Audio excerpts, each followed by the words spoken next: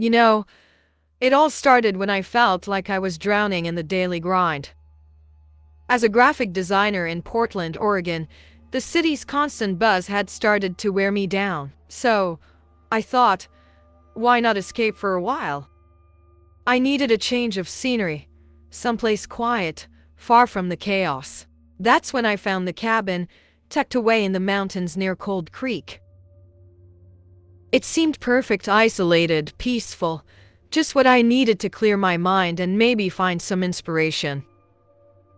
When I first arrived, the cabin was everything I'd imagined: cozy, rustic, and surrounded by towering trees that seemed to touch the sky. The air was crisp, the kind that fills your lungs and makes you feel alive. But there was something else too, something I couldn't quite put my finger on. The silence was almost too thick, you know? It was like the forest was holding its breath, waiting for something to happen. I shrugged it off, figuring I was just overthinking things. After all, I was there to relax, not let my mind play tricks on me. The first night was uneventful, which was exactly what I needed. I lit a fire, curled up with a good book, and let the warmth of the flames chase away any lingering unease. But the silence, it was still there, pressing in on me from all sides. It wasn't the peaceful kind of quiet you'd expect in the middle of nowhere. No, this was different, almost oppressive. I told myself it was just the contrast from the city noise I was used to, and eventually I drifted off to sleep. The next morning, the sun streamed through the windows, casting a golden glow over everything. It was beautiful, but I couldn't shake the feeling that something was off. The forest seemed too still, as if the trees themselves were watching me. I laughed at myself for being so paranoid and decided to spend the day exploring the area. Maybe getting out would help me shake this weird vibe. As the day went on, I tried to lose myself in the beauty of the surroundings, but that nagging feeling never quite went away.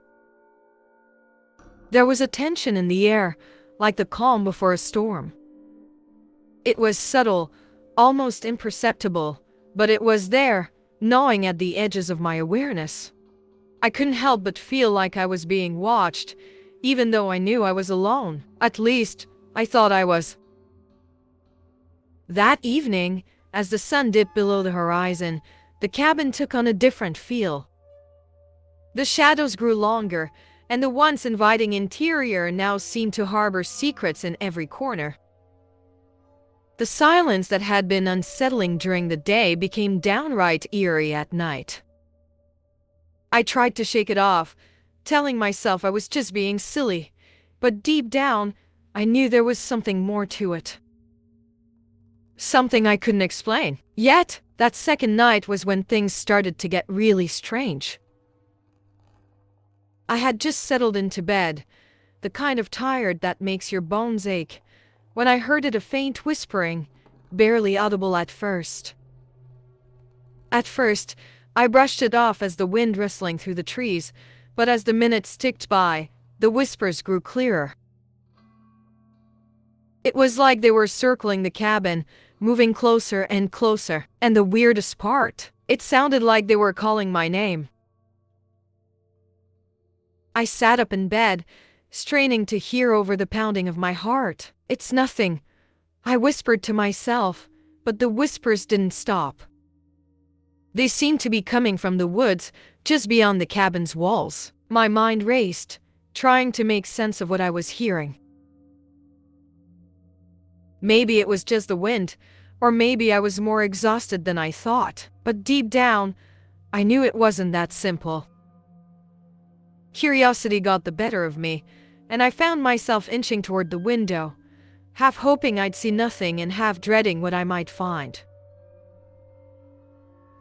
The forest was a black void, the kind that swallows up light and sound. But the whispers, they were still there, threading through the trees like a sinister melody. I shivered, feeling that familiar unease creep back in. What if someone was out there, watching me? I pulled the curtains shut, trying to block out the darkness and the sound. But even then, the whispers seemed to seep through the walls, soft and persistent. I couldn't make out the words, but they were unmistakably human, like someone or something was trying to lure me outside. Every instinct told me to stay put, but the whispers had a pull that was hard to resist. They were almost inviting. For what felt like hours, I lay there, wide awake, torn between fear and curiosity. The whispers never stopped, and the more I listened, the more I felt like they were getting inside my head, planting seeds of doubt and dread. Was I imagining all this? Could stress really make you hear things that weren't there? Or was there something else going on, something far more sinister? Eventually, exhaustion went out, and I must have fallen asleep, but it was the kind of sleep that doesn't bring rest. My dreams were filled with shadowy figures and disembodied voices, all of them whispering, calling my name. When I woke up the next morning, the whispers were gone, but the unease remained, gnawing at me like a dog with a bone. I knew I should leave, pack up and get out of there while I still could, but I didn't. Something kept me there, something I couldn't quite explain. The next day, I couldn't shake the feeling that I had to know what was out there. The whispers from the night before had etched themselves into my mind, and no matter how hard I tried, I couldn't stop thinking about them. So, after much hesitation, I decided to venture into the woods. I told myself it was just to clear my head, to prove that there was nothing to be afraid of. But deep down, I knew I was looking for anything that could explain what had happened. As I stepped into the forest, the trees seemed to close in around me, their towering branches blocking out the sun and casting long, eerie shadows on the ground. Every snap of a twig or rustle of leaves made my heart race, but I pushed forward, trying to convince myself that it was just the wind. But then, the whispers returned, faint at first, but growing louder with each step I took. They were clearer now, almost like someone was speaking just out of sight. I kept walking, drawn deeper into the woods by the whispers, even though every fiber of my being screamed at me to turn back. And that's when I saw a shadowy figure darting between the trees. It was quick, almost too quick to see, but I knew it was there. My breath caught in my throat, and for a moment, I was frozen in place, unable to move. Then panic set in, and I turned to head back to the cabin, but the path was gone. The forest seemed to have changed around me, the trees rearranging themselves like a living maze. No matter which way I turned, I couldn't find the way out. The whispers grew louder, more insistent, as if they were guiding me, leading me in circles. My pulse was pounding in my ears, and I felt the cold grip of fear tightening around my chest. I was lost, and whatever was out there knew it. Just when I thought I couldn't take it anymore, the figure appeared again, much closer this time. I could see its shape, tall, thin, but somehow not quite human. It didn't move like a person. Its movements were jerky, unnatural, like a puppet with tangled strings. And then, it turned toward me, and I realized with a jolt of terror that it had no face. Just a blank, featureless void where a face should have been. My instincts took over, and I ran, not caring which direction I was going, just trying to get away from whatever that thing was. The whispers followed me, echoing through the trees, driving me forward. I didn't stop until I stumbled out of the woods and into the clearing where the cabin stood, my lungs burning and my mind reeling. I had made it back, But I knew this wasn't over. When I finally made it back to the cabin, I thought I'd feel safe. But the moment I stepped inside, I knew something had changed. The whispers that had haunted me in the woods seemed to have followed me, but now they echoed within the walls. It was like the cabin itself had come alive, pulsating with a sinister energy. Every creak of the floorboards, every flicker of the lights felt like a warning, like the place was trying to tell me something I wasn't ready to hear. I tried to calm myself down, telling myself it was just my imagination playing tricks on me. But then, things started to happen that I couldn't explain. Objects that I knew I had left in one place would turn up somewhere else. The temperature in the cabin would drop suddenly, the air turning so cold I could see my breath.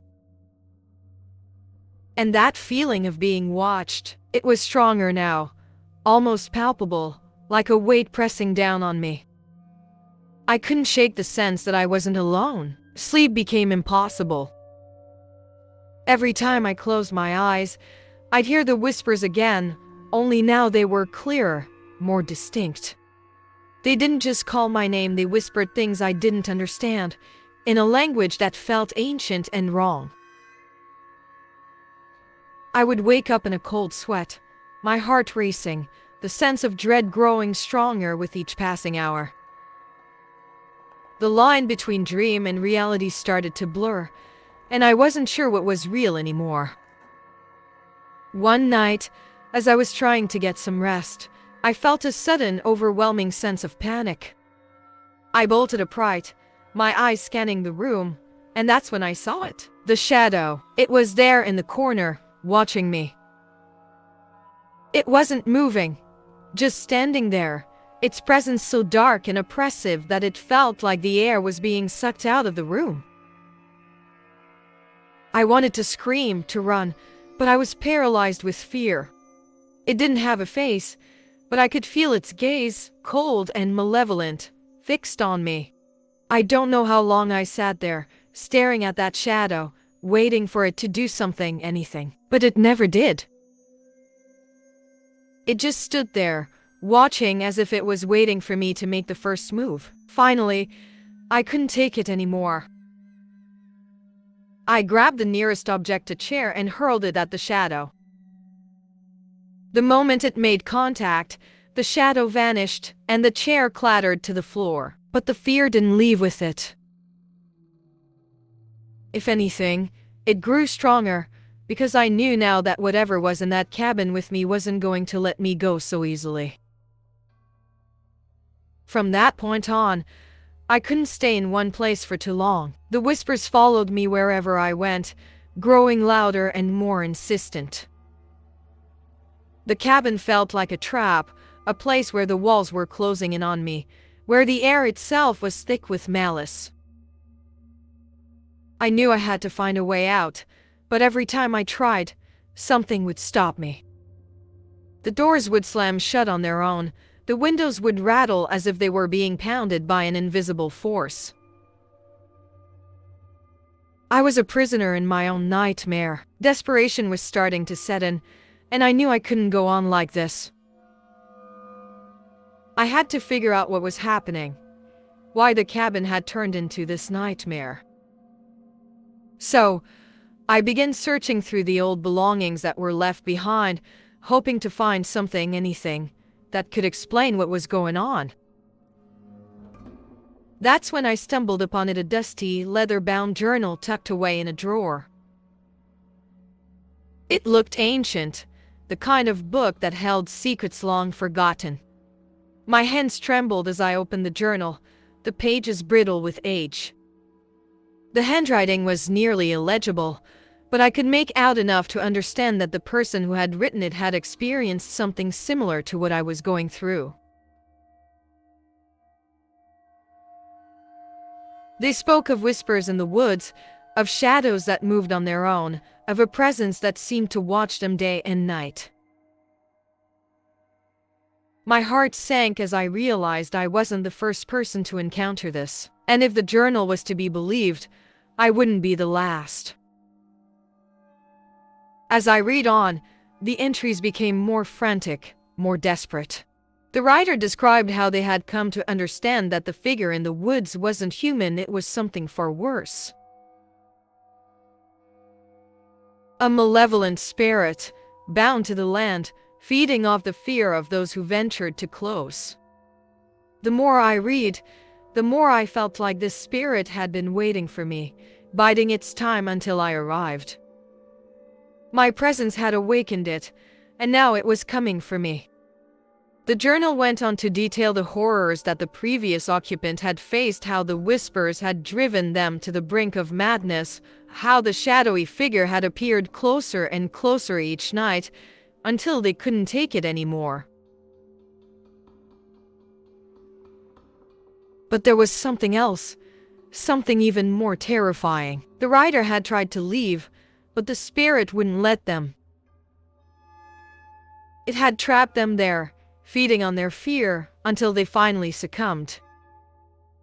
The last entry was a single, chilling sentence.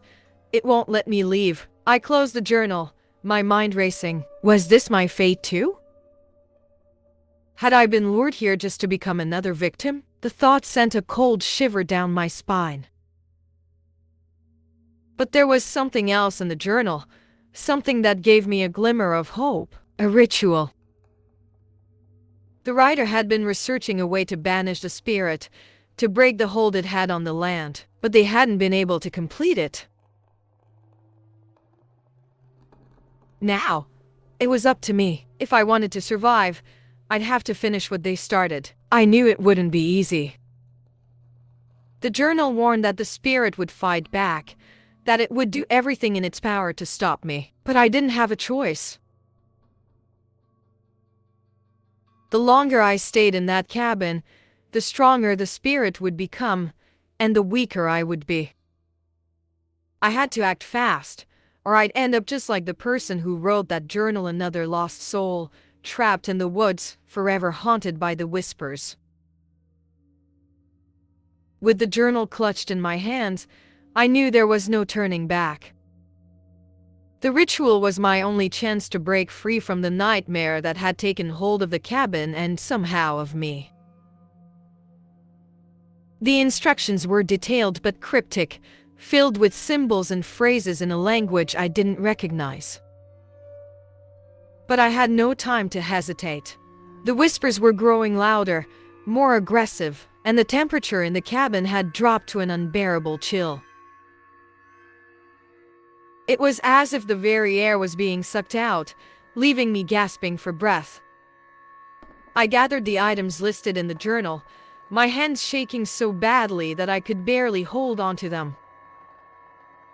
The spirit wasn't going to make this easy. As I prepared the ritual, the cabin seemed to come alive with a fury I hadn't experienced before.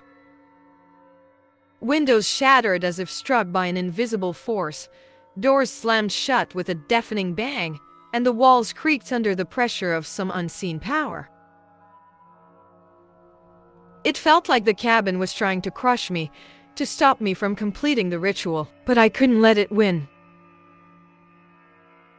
I forced myself to focus, to block out the chaos surrounding me. The journal had warned that the spirit would try to break my concentration, to fill me with fear and doubt, and it was working. Every fiber of my being screamed at me to run, to get out while I still could. But I knew that if I didn't finish the ritual, there would be no escape. The spirit would hunt me down, no matter where I went. This was my only chance. As I recited the words from the journal, the temperature plummeted even further, and I could see my breath in the air, hanging like a ghostly mist. The shadows in the room began to move, coalescing into a form that was all too familiar. It was the figure from the woods, but this time it wasn't hiding in the shadows. It was fully manifested, towering over me, its faceless head tilting as if it was studying me, deciding how best to strike. I could feel its malevolence radiating off it, a darkness so deep it felt like it was pulling me in, suffocating me. But I kept going, my voice trembling but steady as I finished the incantation. The figure moved closer, its presence overwhelming, filling the cabin with an oppressive darkness. I could feel the spirit's icy grip on my soul, tightening with each passing second. I was running out of time. Then, just as I thought I couldn't go on, there was a blinding flash of light, so bright it seemed to tear through the very fabric of the room. The spirit let out a wail, a sound so horrifying it felt like it could shatter glass. The light grew stronger, enveloping the cabin, and I felt the spirit's grip loosen, then break altogether.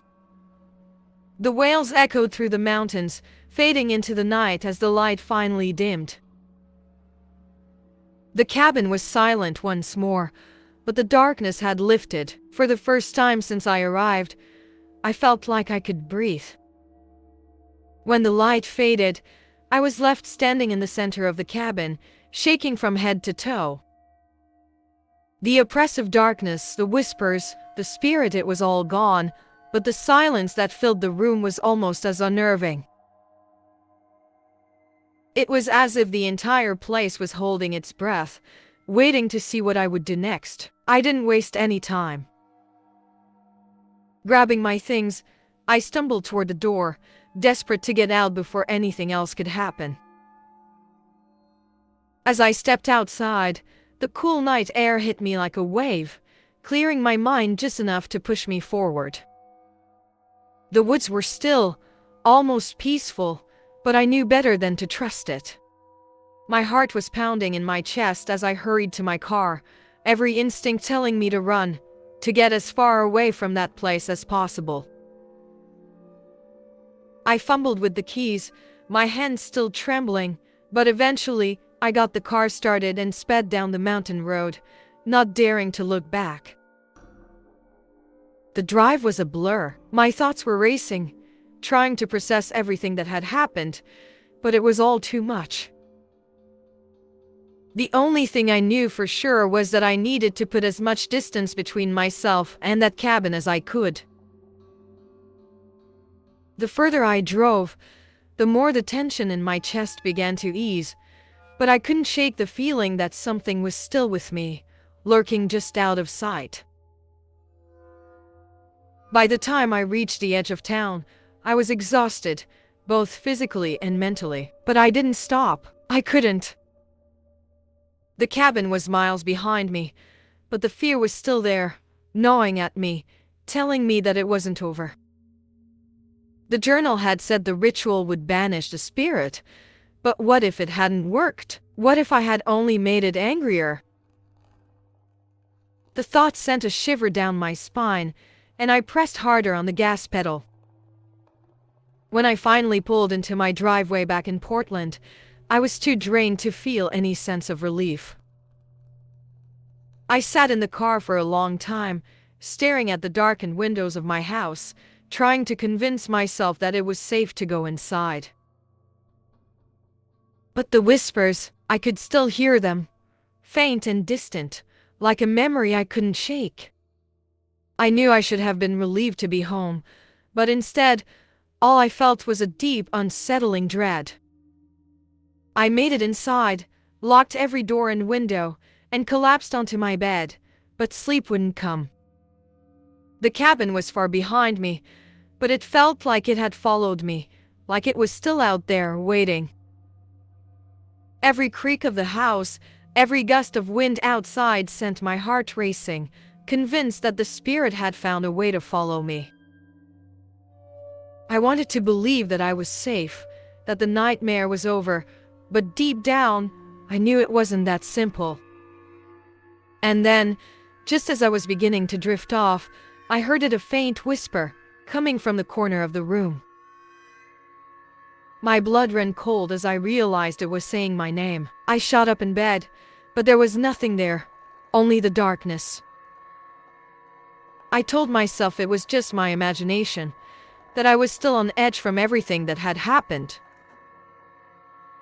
But the whisper came again, soft and persistent. And I knew it wasn't over. It would never be over.